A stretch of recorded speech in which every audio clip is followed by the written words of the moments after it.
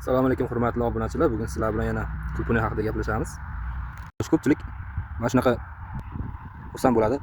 Kuponim zo'r bo'ldi, bu mevasi ko'p, hosili ko'p, adashishadi. Gul mayda bo'ldimi, hosil ham mayda bo'ladi. O'shaning uchun bu gulga juda ham ko'p umid bog'lab olish kerak emas. Guli katta bo'lishi kerak. O'shaning uchun meva gullab bo'lgandan keyin, kech bo'lgandan keyin aptekaga borib, mevani semirtiradigan dori bering deb o'tmay qolgan ximikatlarni olib kelib sepish befoyda. Nima harakat bo'lsa, gullamasdan oldin qilish kerak. Mana shu gul ham juda yirik emas, sredniy bo'ladi. Buni tasavvur qiling endi. Shunaqa guli katta bo'lsa, undan ko'p narsani kutsangiz bo'ladi, lekin mana mayda narsadan ko'p narsa kutmang. Guli katta bo'lsa, mevalari ham oxirigacha yirik chiqadi, mana bunaqa maydalari kam bo'ladi.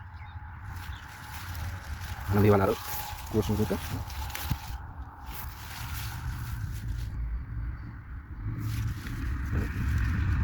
Mana shular mana mayda gul.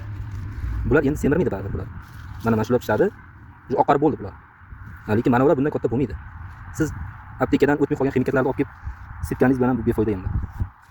O'shaning uchun gullashdan oldin qancha mehnat bo'lsa, hammasini qilish kerak. Sog' bo'lasiz, salomat bo'lasiz, bitta like bosib qo'yasiz.